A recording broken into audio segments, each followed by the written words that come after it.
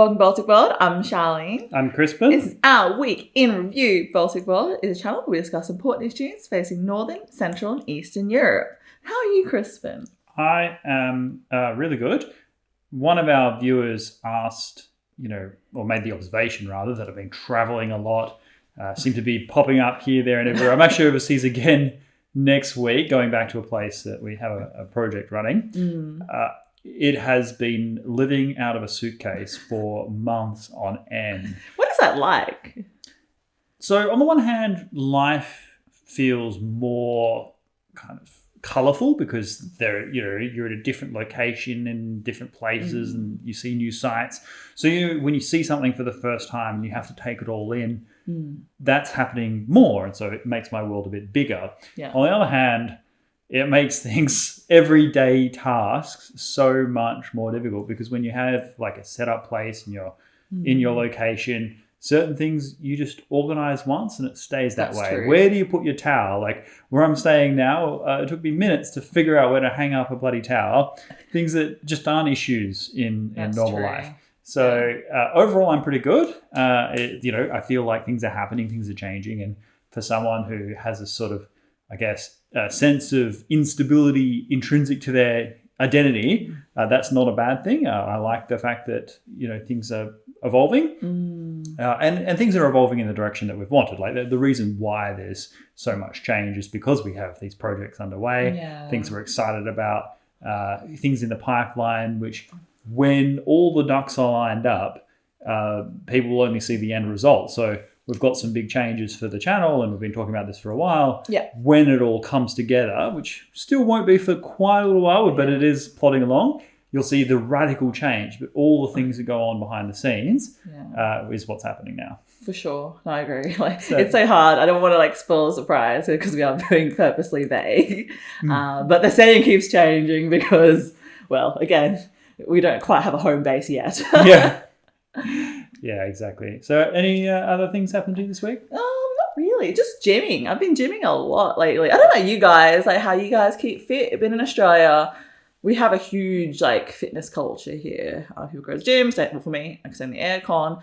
My brother recently completed a marathon. I don't know how many people like running. I find it personally boring, but bow down to people who can do it. But yeah, just keeping well, I guess. Summer over there, winter over in Australia. So trying to keep warm. Yeah, it's one of the better things about Australian culture is the sort of health focus. We've talked at length about how smoking is almost a thing of the past here.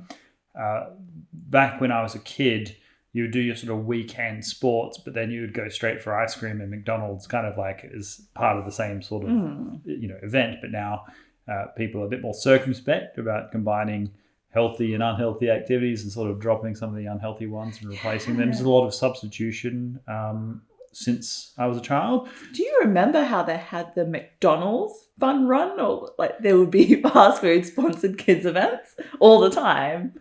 Well, they've retired the kids icons. Remember Hamburglar? And all those characters. I mean, I miss Hamburglar. But yeah, they've dropped those things in Australia. I don't know how it is in other parts of the world, but you don't see those things advertised to children much these days. One form of advertising activity that has gone completely the other direction, though, is gambling. We watched an ad when we went to the movies. And it was by far and away the most expensive ad I've seen in a long time. And of course it was a gambling ad. Yeah. It was basically because we were seeing the Top Gun movie and this was a spoof of that. So there were guys, flying their fighter jets, but making bets instead. Yeah. So it was incredibly elaborate. But yeah, we saw Top Gun Maverick. That was interesting. I don't know. How many people seen it? It's been out in a while. It's been grossed over. This is the first movie to have grossed over $1 billion. I think, since Endgame for the Marvel series. And I did my homework. So I watched number 1 and thought to myself, what is the appeal of Top Gun? It is a bunch of masculine men that look at each other and stare brutally in their eyes. So uncomfortable. But, there's planes and fighter jets and action. This is one of the, Maverick, what makes the Top Gun 2, I think, such a successful film is, other than the fact that it's shot amazingly, because they're using real effects, practical effects with in-plane cameras and things. It's not all green screen. That's a big factor. But more so, it's the first film that's just unapologetically itself in terms of its Americana, gun-ho approach to things, big swagger, big explosions, main, strong lead character. Since Independence Day, like the 90s was the heyday of the action hero, where you had the James Bonds, the Mission Impossibles, all the Arnold Schwarzenegger films. And that was the event. People would go to the cinema to feel entertained. And when you have like the movies today, they all have to have this political message, I find. And even if you agree with that political message, which, I don't, but even if you agree with that political message, it can be just a bit insufferable when every single film has to tick all these boxes, whereas most people go to the cinema to be entertained. And Maverick is just unapologetically that, action hero, huge special effects, huge practical effects, a lot of action and thrilling excitement. So you don't go to this film for complicated plot, right? You go, and in fact, when you try and make sense of the plot, it falls apart, right? There was, they have to, this isn't really any spoilers, they have to bomb a enrichment facility, uranium enrichment facility, that's made in violation of a NATO treaty. Well, of course, NATO is a defensive military alliance. It doesn't have a treaty on nuclear facilities. And also, they're trying to explain why they need to have these Top Gun pilots fly this as opposed to other devices, such as the F-35, because they're flying F-18s. And they come up with, this nonsense one-liner throwaway. Oh, there's a GPS jammer.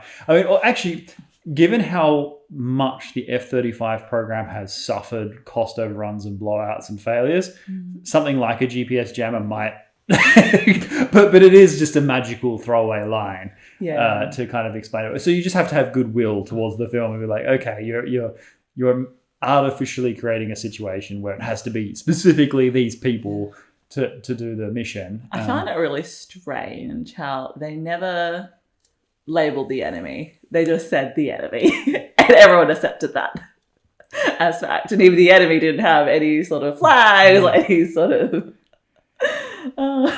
Well, yeah, and the reason for that. So this film has been in the pipeline for many years, since well before COVID. And before COVID, the relationship with China, at least in Hollywood, was still kind of strong. So Jerry Bruckheimer is one of the co-producers of the film. I believe they have a big interest in China in terms of how they run. And therefore, the film didn't want to do anything to upset Chinese audiences, and thus was trying to be as vague as possible. Now, you might have heard the scandal of how they changed Maverick's jacket. Maverick's famous jacket from the first Top Gun. There's patches on the back. Japan and Taiwan, both of them in the pre-screener, had been changed to be something else so that China wouldn't get its back up about, Taiwan, for example. Well, in the actual film, they changed it all back. It's the original jacket with Taiwan and Japan, basically America's Pacific allies. They're obviously running roads with China. And I wouldn't be surprised that this divorce between China and America in Hollywood becomes, further cemented over time. The two biggest grossing films in China of all time now, there was a film, whose name escapes me, about the Korean War. That's basically these hero Chinese fighting Americans. And then the sequel to that is like the next grossing film. So the Chinese are making bank off war films against America. And I think the message is starting to sink in that in Hollywood, you can't just make films to kowtow to Chinese audiences because they don't respect you. And so the Top Gun film is a good opportunity to throw a little bit of shade over the Chinese. But the main plot, as you say, with the enemy not being named, the location being indiscreet, that was all originally to make sure the Chinese didn't get upset. But in the future, we might see, Top Gun 3 go bomb China. That would be... and go save a small country called Taiwan. Yeah. Maybe it would be pretty awesome, and I think the US government at this stage would start to back things like that. If we think of all the Cold War films where the enemy was the Soviet Union, but it depends on how much China decided to retaliate, because there is one thing to block the film in China, which is itself a massive audience. But if China was to retaliate against Hollywood in other ways, then the price might be significant. I always wonder how much further can China really censor things. Like, I feel like it's got to come to a point where even the Chinese people will be fed up with it all. Maybe.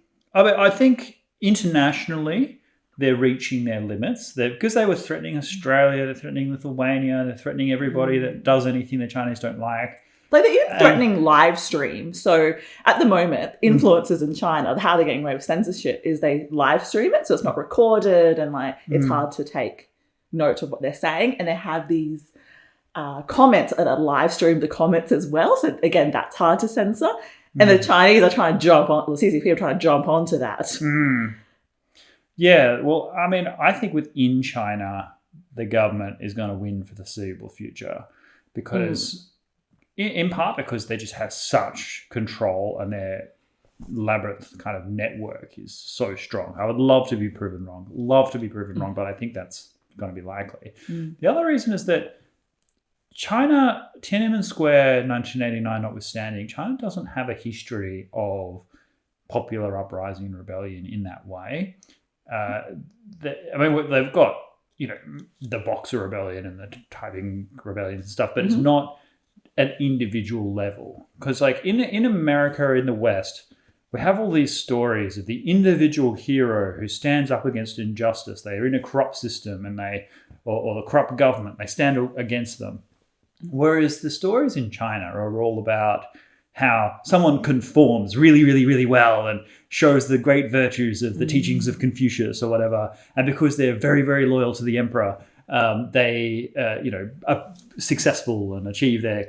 So they don't have the same culture of rebellion. And, if you look at America and their guns, however you feel about that, the reason the Americans are so attached to their guns is because they believe that the citizens have to potentially rise up against a tyrannical government. Well, you don't have anything like that in China. So it's not clear to me that even if certain individuals feel against the government and certain groups, that there is sufficient kind of discontent, unified discontent, for the government to be seriously threatened. But isn't there like an attitude difference? So they always say in the West how there's more of an individualized mentality, whereas in China it's communistic, like it's very collectivist mentality. You do it for the country. Yes. Well, there's two sides to that coin. The standing reproach to that is Taiwan, because it's a thriving society that's also a democracy, but it still has a Confucian structure, and Confucian structures are hierarchical. If I think of the social credit system in China, which is probably the most nightmarish technological oppression that I've ever seen, it's not even clear to me that most Chinese are against that. So say, for example, and I could give a Western allegory, right? Imagine you are parents who raise a son who becomes an excellent military officer, right? Who just braves danger like it's nothing, who just heroically leads their men and women into harm's way, achieves the missions, and does great representation for the country. Well, that person gets potentially some recognition through, superiors and awards, the respect and admiration of their troops. But the parents who raised them obviously instilled certain values, certain characteristics that made them able to serve their country well. Yes. The Chinese might say, well, we have a social credit system which will recognize that, right? You've got a son who is an outstanding military officer. Well, the parents obviously did something right. Perhaps they're role models that that need to be emulated. We'll give them a high social credit score and share their story as to, how to be a good parent and raise, good sons for China, right? Something that they might argue in that positive sense. Of course, it's used by the government to maintain absolute censorship and control over the population, and people that somehow are discontent with the government will or don't align with the propaganda. Well, they won't be able to get loans, send their kids to school, access public transportation, get credits and so on. Yeah, so explain the social credit system again. I'm just thinking to myself, is this actually a real dystopian society? So every Chinese person gets assigned some points. Yep. And if they do something favourable to the government, then they get more points. Yes. And if they don't, they lose points. So let's say everyone has a baseline of 500 points. Okay? Sure. Well, if you are buying certain products at the supermarket that the government approves of, so you're buying lots of fruit and vegetables, and you're perhaps buying baby products because you're having a family and the government's promoting family. If you are buying things that promote the government in some ways, the government says you should go out and buy these things. If someone are buying those things, then they might get some extra points. But let's say someone's buying too much alcohol or they're gambling too much from the government's point of view, then they lose points purely by their own spending habits. So that's something that you would do every day. Then there would be your compliance with local laws. So let's say you caught on camera facial recognition jaywalking in Beijing. You lose a lot of points, right? But if you diligently wait every single time for the lights to change, you stay within the parameters of where you're supposed to go, well, you might gain a few points over time if you do that consistently. So that would be an everyday citizen kind of thing. Do you litter? These kinds of stuff. But then the government can punish you certainly if you say anything about Taiwan, Tibet, Hong Kong, Uyghurs. You will lose all your points. And then the implications from there is that you can't participate in society. That's right. Can't get a loan, can't go to school. Can't access government services, can't borrow books from the library, can't can't do online transactions for your taxes. There's billions of people. Well, it's all done by AI, right? Surely, if you live on the farm area in the more rural areas, they don't have that. Not to the same degree, right? So the more rural you are, the less technologically connected you are, the less you will be captured by the social credit system. But if you make a payment in China, all payments now are basically cashless. China is almost entirely a cashless society, all done through phone apps and things. Well, that means that China will know exactly where you are. And every time you make a financial payment, the government will know. There's no such thing as privacy in China. And the AI system will just calculate accordingly. Are you, for someone of your age and body type and stuff, getting sufficient steps up? Are you smoking too much? These things will all be fed into a database. And where China has a real advantage in AI systems is the amount of data it collects. It has huge bodies of information that AI systems can be trained on to get highly accurate. So for example, when you get ads from Facebook and YouTube that have tracked kind of where you travel, and what you look up online and stuff. All my Amazon purchases. Yeah, but imagine a system that took the data from hundreds of millions of people. Yes. Right, and you could cut that up into segments where people are exactly like you. How much do you spend on spaghetti each week, right? How much do you... Because if you break it down to that level, in a country like China, you might still have 1 million people that fit that category. And therefore, they can predict with a very high degree of accuracy what you're going to be doing next year, next week, 5 years from now, based on that data from similar people in things. Because you're not as unique as you think you are when it comes to behavior and outcome. The probability that you specifically will get a certain type of cancer, something China could predict with high degree of accuracy based on all the cancers that are recorded, and with all the data they collect. Does a particular type of mushroom help you if you have a certain type of cancer. Well, China will know that just by our artificial pattern recognition.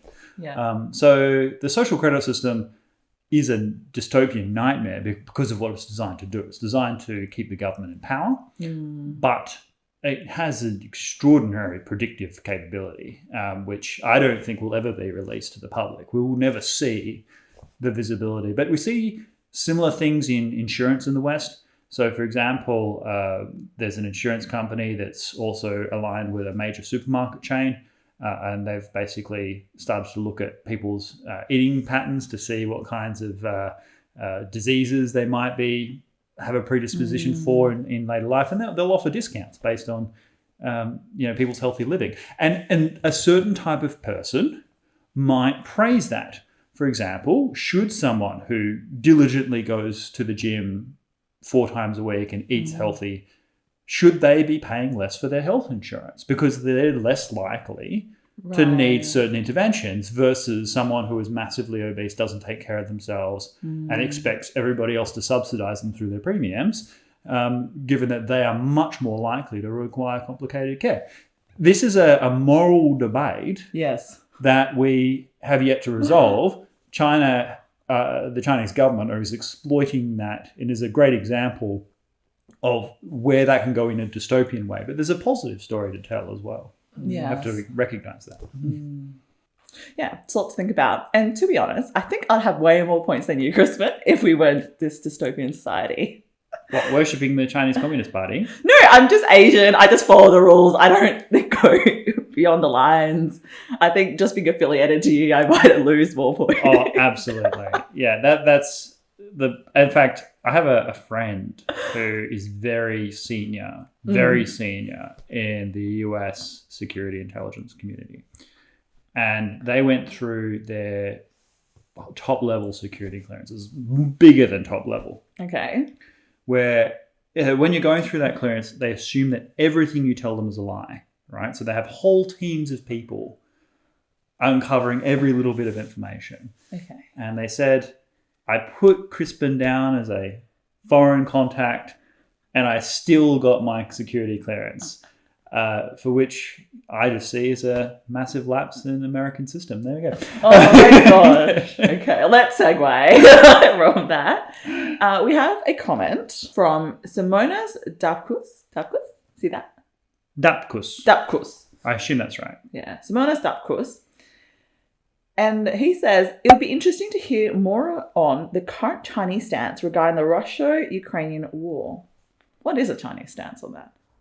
Okay, this is a very complicated question. Because on the one hand, there is their current political stance, and then there's the lessons they're drawing from it. So, of course, China supports Russia in all kinds of ways.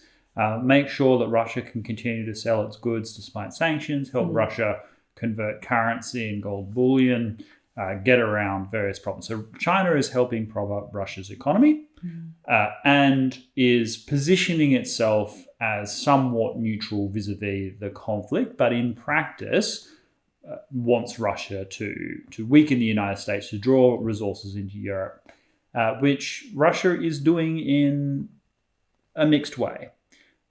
Also, in the latest kind of security update from NATO, and I'll have another video out of that in due course, if not already, where NATO has named China as a potential international security threat for the first time.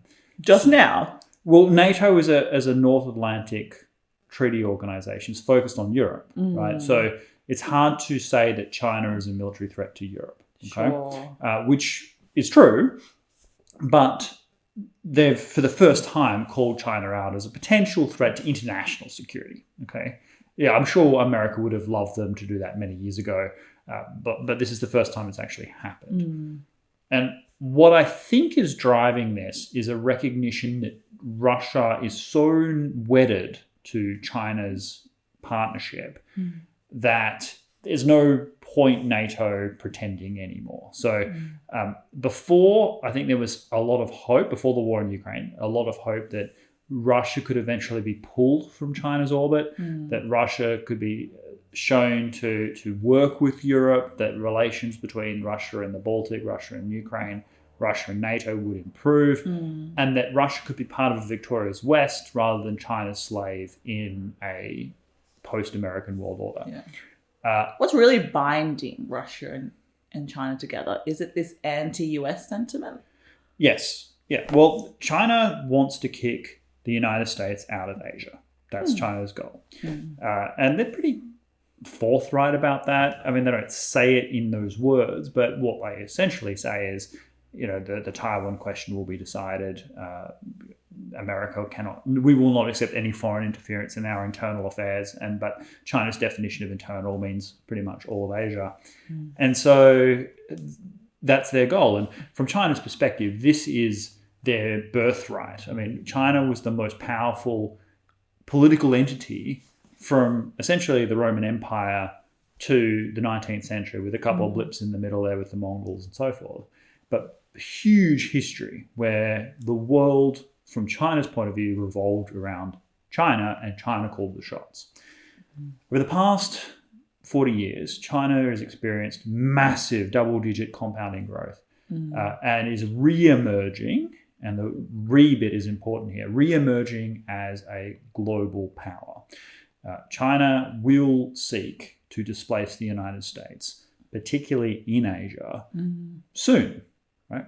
So Russia has felt that NATO's ever eastward expansion, that America's constant dissing of Russia and belittling of Russia from the Russian point of view, is showing that America is not a country that can be a partner of the Russian Federation. And then in some cases, I even agree with Russia. For example, in the post-Trump election, where the entire political establishment spent 4 years investigating whether Putin had put Trump in the White House through the Mueller. It was just insane. It made Russia seem like it was so much more powerful than it actually is. And one of the reasons I think the world miscalculated about Russia's military capabilities in invading Ukraine, it was just assumed that Russia would roll right into Ukraine, take over the whole country, no trouble.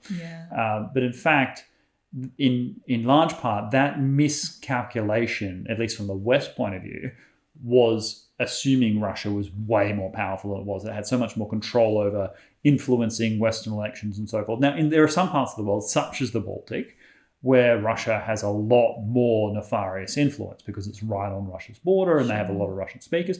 But Russia can't change elections in the United States. Donald Trump it's a domestic phenomenon, right? So Russia is going, well, America sees this as our enemy no matter what. And we see America as an enemy. And then we have the Velvet Revolution. So Ukraine going pro-Western, Macedonia, parts of Bulgaria, a lot of the Slavic world.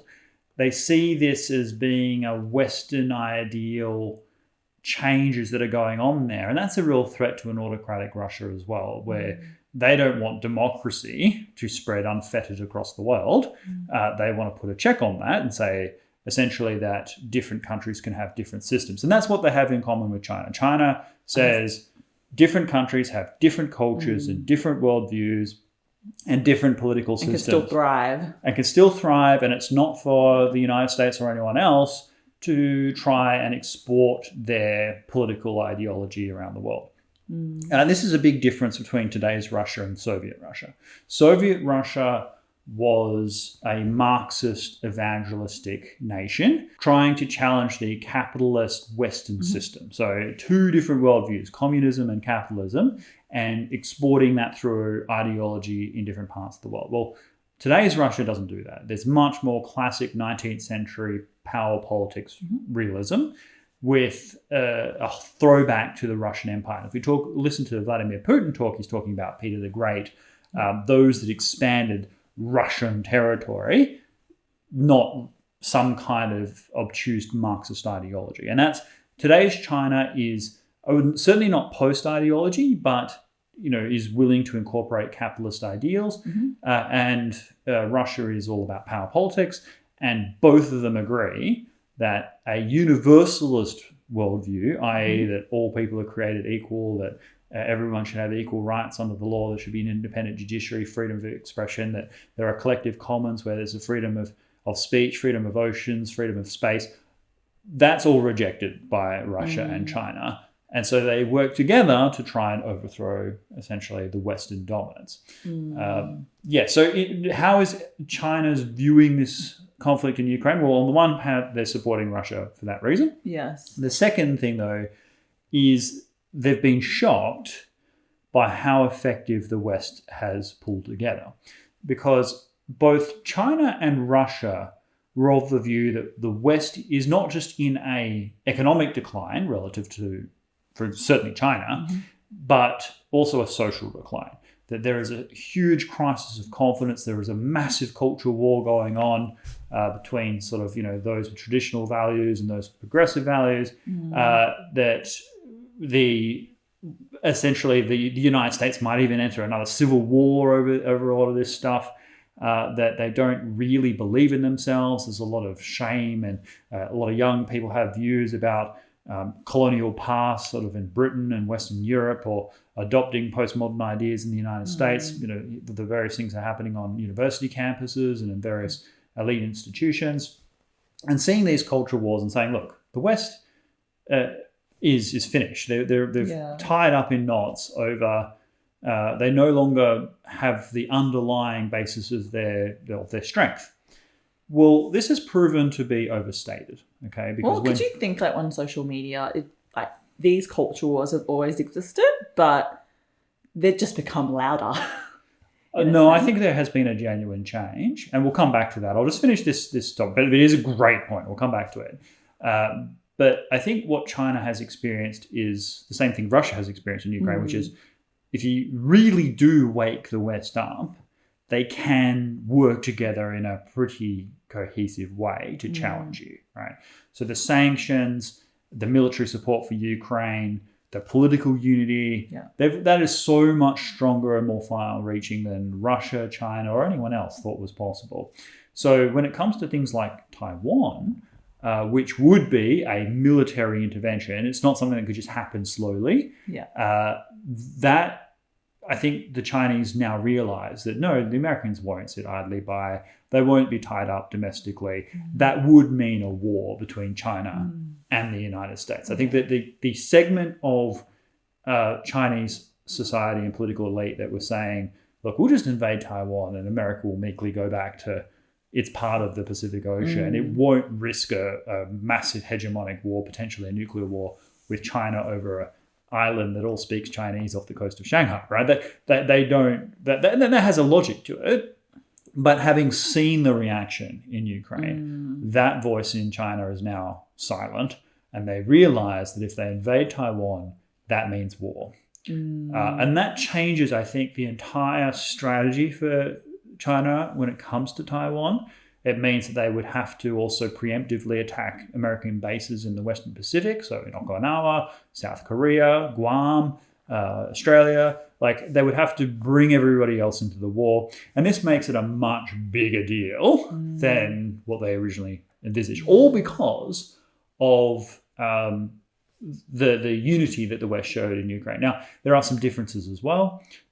Russia, when it went into Ukraine, most of the troops weren't even aware that they were definitely didn't know they were about to go into a war zone. That's true. And they weren't really prepared to fight Ukrainians, fellow Slavs, a lot of people who spoke Russian. Whereas every person who joins the PLA in China has Taiwan in mind. If you join the military in China, it's because you want to go and unify Taiwan with the mainland. So they won't have any of that ideological trouble, right? They'll just be like, yes, we're finally doing what we were trained to do.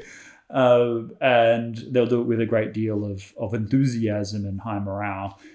So it'll be, different. But China is viewing Ukraine with both lessons and opportunities. Yeah. And what was the difference between Taiwan and then Hong Kong? Because I feel like Hong Kong for a while, stirred up some support from the West, but ultimately just got trampled on. And no one talks about it anymore. Okay, so the big difference, there's probably three differences in descending order of importance. The least important is that Hong Kong is simply smaller than Taiwan. Sure.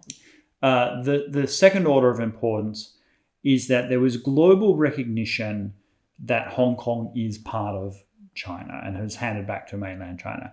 And so, although it totally violates the agreement, as it was with the British Empire. So Britain in 1997 hands Hong Kong back to mainland China under a 50-year deal, which is that there'll be one country, two systems. The independence of Hong Kong's democracy institutions will be respected. And then after 50 years, we'll be in a new reality and the Chinese government can look at it then. But for 50 years, it should be respected. And this brings me to the highest order change, which is that China changed what happened in Hong Kong slowly. So they introduced one thing here, a new law here, restriction on this media outlet. They did things by warming the pot slowly so that each individual step that technically violated the deal with Britain couldn't be called out. And wasn't worth reacting to, right? It's like, oh, okay. And then the Chinese would have some kind of excuse as to why it was necessary in this particular case, and that they still respected the, two systems model and so forth. Yeah. So, and you see the same extradition kind of lit the match. And yes, but by that stage it was too late, and now it's completely, essentially absorbed into mainland China, abrogating that agreement 25 years early. But that's just a final step of the mountain, right? But if you knew that person was going to climb the whole mountain when they started climbing, you might have said something to that person. You're like, you need water and stuff. But if it's just that final step, everyone kind of shrugs. And that was one of the big mistakes that Putin made going into Ukraine. The Russians have failed in Ukraine. So they say now, this war is in the new phase of securing the eastern areas of Donbass and Luhansk and the breakaway territories. If Putin was focusing on that entirely from the beginning, it would essentially be an extension of what was already happening in Ukraine. There's been a war in the east of Ukraine since 2014. And this would have just been an escalation of that. And the rest of the world's response to that would have been far more meek and disunified than what actually happened. Because in February, Russians invaded the whole country and tried to push on Kiev. And suddenly it woke up the rest of the world that this was a major war going on in Europe, as opposed to some sort of skirmish happening in a far-flung backwater of Europe with Russian speakers and ethnic Russians sort of involved and so on. A place that people didn't really care that much about if you're in the rest of Europe, to just being suddenly Putin showing himself to be an expansionist, authoritarian threat. And that was, of all the mistakes that Russia has made in this conflict, the decision to actually go in a complete way was the biggest. So peaceful rise. The approach could have been a lot slower and had a better outcome for it. Yeah, it's a question of payoffs. So let's say you buy a house, right? And you buy a house and this house stands to profit you significantly because it's in a good area, has good growth. And there is a clause that says you can abrogate the contract for 10% of the value if certain things happen to violate that are harmful to you. So let's say the next door neighbor kind of bends his fence over so that it's affecting your front verge, right? Is it worth you abrogating your contract, although technically you could, with all the expense and costs that comes with that and the foregone earnings because of this tiny issue, right? Well, the answer is no. But if the next month there's the tree starts overhanging, and then the next month the dog starts digging up your front yard when it's somebody else's dog, these things start snowballing. Each individual thing in its own isn't worth you doing much about it. But taken together, suddenly your house burns down and you lose everything, right? So it's that sort of thing. It's the what the West might call salami tactics, although I think that word is overused, is the approach where you don't provoke a major reaction. Another great example of that is North Korea. North Korea will do a provocation, but not so great that the rest of the world suddenly goes in and topples the regime, right? And over time, these provocations become so serious and so regular that the rest of the world should have done something, but by that stage, the cost of doing so becomes prohibitive. So that's certainly true with the case of North Korea's nuclear program, where the West should have done something about this in the 90s, 100%. They violated the agreed framework in 1994. It was clear that they were on a path towards nuclear weapons. The rest of the world were like, okay, it's not worth our while right now doing much about it. So they kicked the can down the road. And now North Korea has an arsenal of hydrogen weapons, long-range ballistic missiles. They can really hold at risk Western targets, inflicting an unacceptable amount of damage. And so now they can do provocations almost at a whim, and people that have to ignore it or contend with it. So it's these kinds of approaches, these minor, slow-moving locomotives that can result in big changes over time. So it's a big difference between Hong Kong and Taiwan.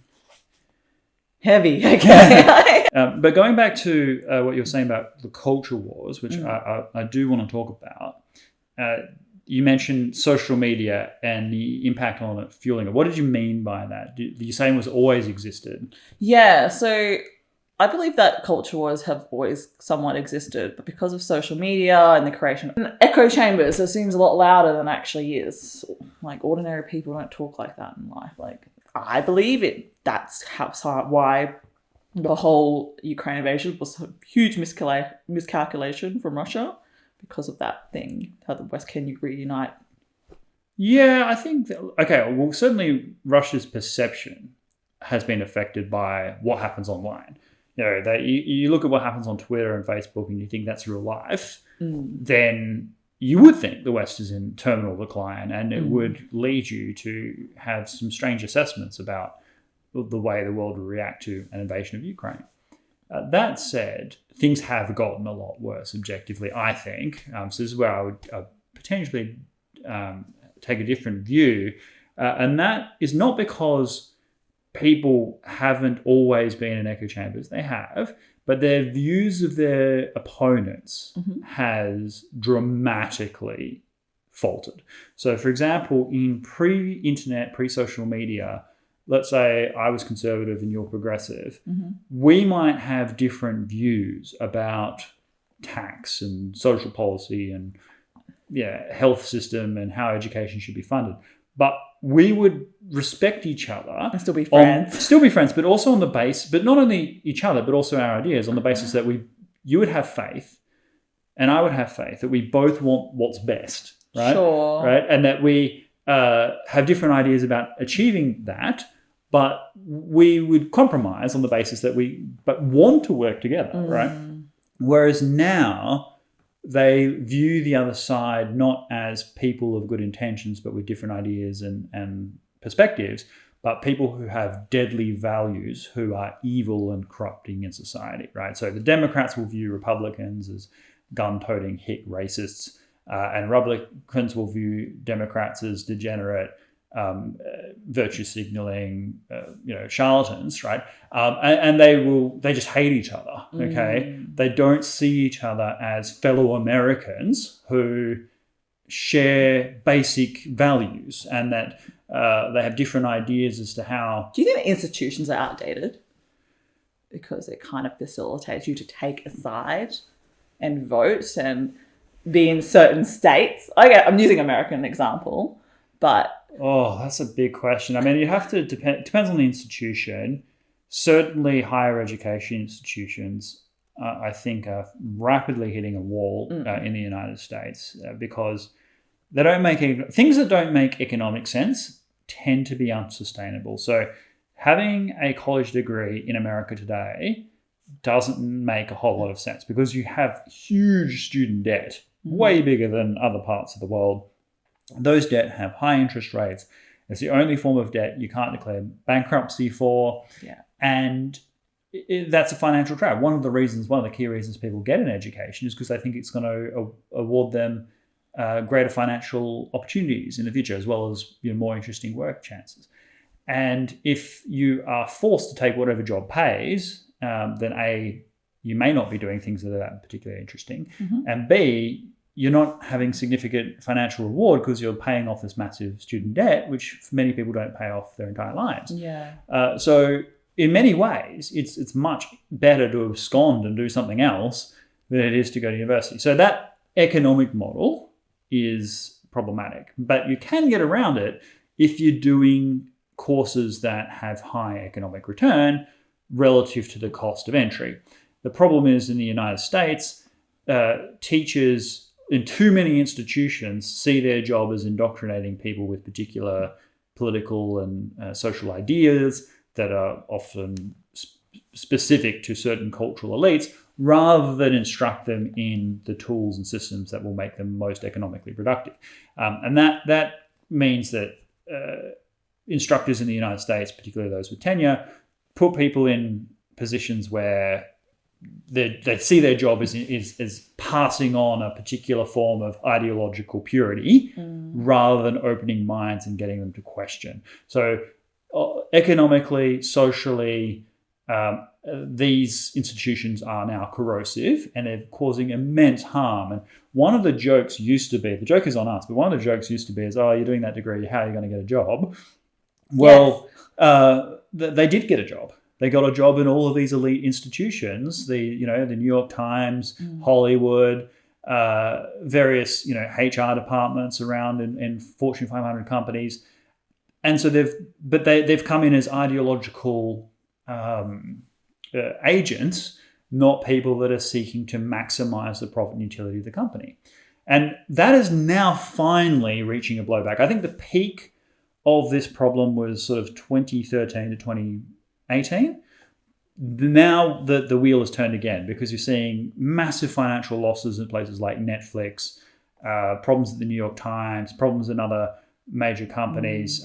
We see Top Gun Maverick, the highest grossing film, which specifically doesn't do any of those ideological things, whereas many other things in Disney Plus and Paramount, not Paramount actually, but other places, people are fed up with that stuff. People know that when they're being fed a particular line, and they might put up with it if it's subtle, if it takes a backseat to the story and the tragedy, because plenty of entertainment, plenty of institutions will take a particular political same as a blowback. So you think the culture war is changing?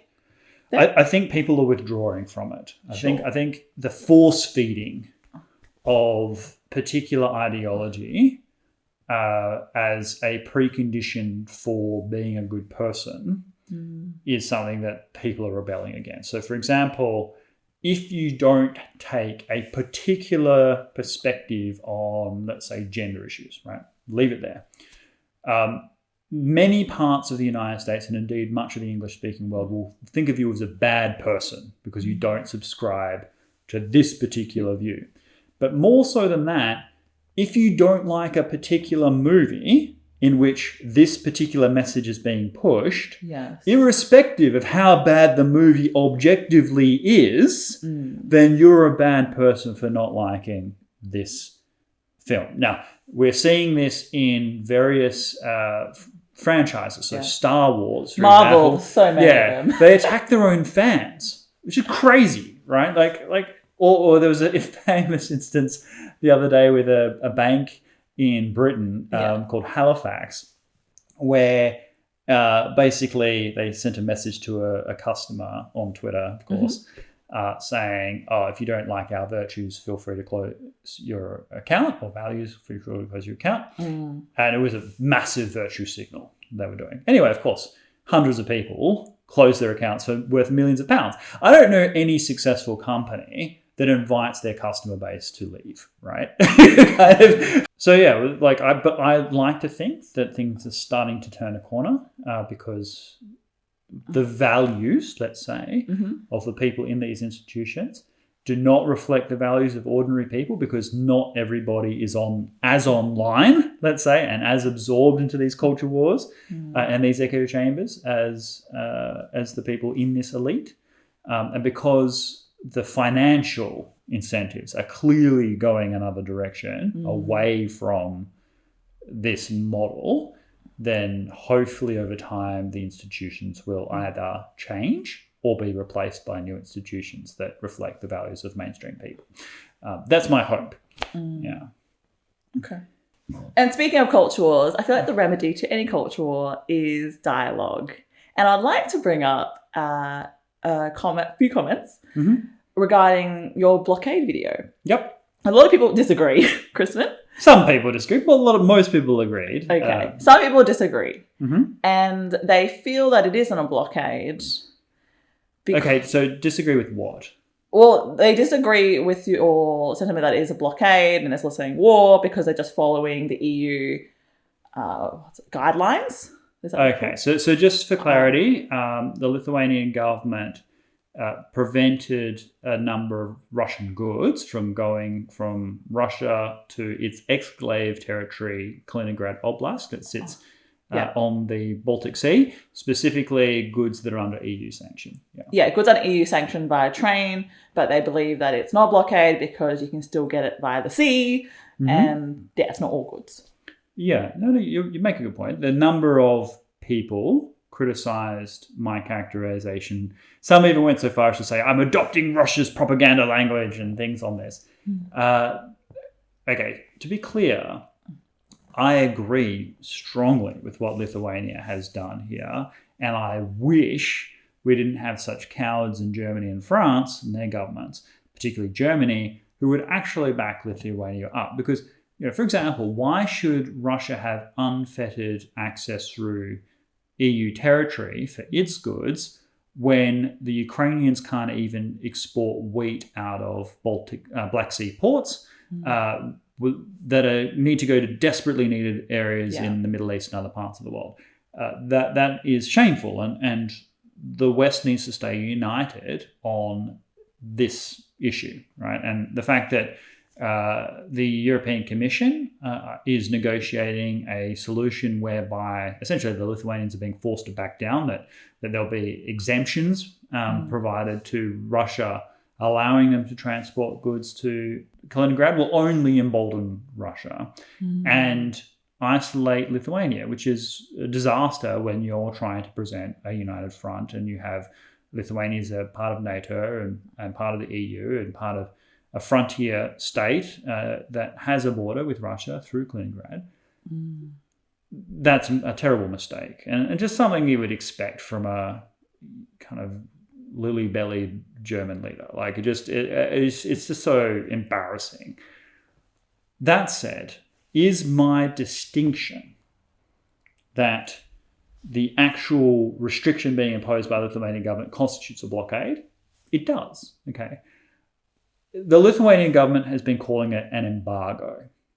Now, an embargo is basically a refusal to buy and sell a particular good. So let's say Russian gold. Okay, so no one in Europe will sell gold to Russia, gold bullion, or buy gold from Russia. That's an embargo. It's essentially a trade isolation. Sure.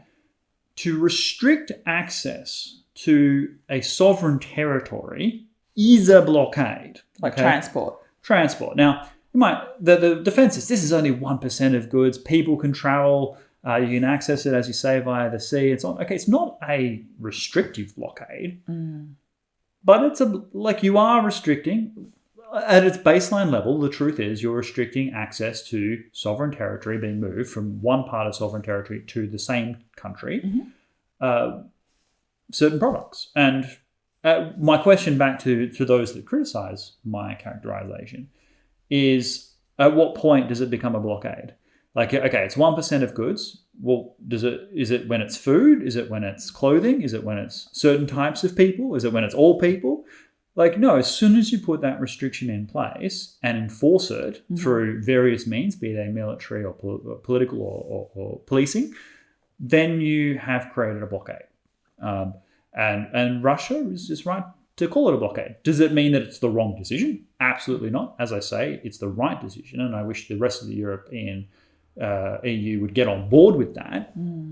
But I can also see how it was risky for Lithuania. So my video, insofar as it said, look, Lithuania, you might want to consider slowing this down, it was a word of caution, not a criticism. Okay, and the caution being that if you're a Western European ally, and I use the word ally considered here, you are obliged, if Russia attacks Lithuania or one of the Baltic countries, to send your sons and daughters to fight the Russians on the battlefield and die for that country's territory. Okay?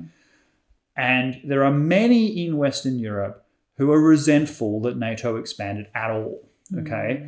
That they saw that the Soviet Union had collapsed.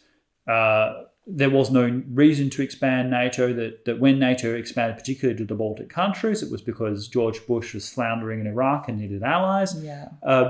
This has some historical baggage here. And so if Lithuania is doing something that it can do because it's part of NATO, but would not do if it wasn't part of NATO, that's a dangerous move, because ultimately it's a political decision whether or not to go and defend another country's territory, whether to honour a treaty. And if you have a strong incentive not to, right, you might find ways to get out of it and say, it's provoked. Yeah, it was provoked. It wasn't, this wasn't, defense. Exactly, right? Exactly as you say. And how do we expect Russia to react to this? At a minimum, Russia would say, this shows a vulnerability. Lithuania can, if it chooses, prevent Russian goods from accessing Russian territory. Therefore, it's a security threat to us, and thus we should create a land corridor, as some radical members of the Duma are saying, by invading the Baltic countries. This is dangerous for Lithuania. It's really important politically for Lithuania not to be seen to do things that are beyond what the EU is willing to support. So on the one hand, it absolutely should lead from the front and show its determination and strength to support Ukraine and put itself on the line to do that, and is elevating itself in the rest of the world because of its principled position. And also embarrassing some of the Western European allies to do the things it should have done from the beginning. So this has been really great. But also, if it's seen to be going rogue, if it doesn't bring the US to the European Union along with it, then it might find itself sort of embarrassed and isolated. And I think what the European Commission is doing is an example of that. I don't agree with it, but I can see how this happened, right? Are they telling them to step down so they can de-escalate? Yes, they're trying. I mean, it comes down to German cowardice, really. But they are saying, well, these sanctions were intended to prevent Russia from gaining new access to weapons and supplies, tools, material that would help it prosecute an illegal war. It wasn't designed to prevent access and flow of goods from one bit of Russian territory to another that was already part of Russia. Now, it is a fair criticism to say that Kaliningrad is a pretty obvious exclave of Russia that sits right in the middle of the European Union. Perhaps you should have addressed that when implementing the sanctions in the first place, rather than criticizing Lithuania for interpreting them this way afterwards. Apologize as a yappy dog. But I'll just let it bark for a bit. Barking at you now because you've acknowledged it. This is not a question of morality or linguistics. It's a question of strategy. And just because something is a blockade doesn't mean that it's wrong. But the way in which Lithuania went about it was risky, given the cowardice of the Western European allies. Obviously not including Britain, obviously not including the United States, but neither of those countries are part of the EU. And so doing things using the EU banner when many EU members are embarrassing, is dangerous. And so Lithuania has been put in this situation where it is potentially isolated. Now, it's incredibly risky also for the Germans and the French to publicly kind of change the rules to allow this now. This is dangerous because Lithuania will be resentful about this, and rightfully so, because they're supposed to be united on this. Russia is the enemy. And so to be making deals with Russia at the expense of Lithuania is extremely unseemly. at this particular juncture. So I know people have quibbles about my distinction here. The last thing I would say on that point is that on the one hand, the Baltic countries have proven everybody wrong when it comes to Russia. Clearly, Vladimir Putin, Russia is a authoritarian expansionist state, a real threat to Europe, and they deserve praise for many years pounding away at this, and making the point that we can resist this propaganda.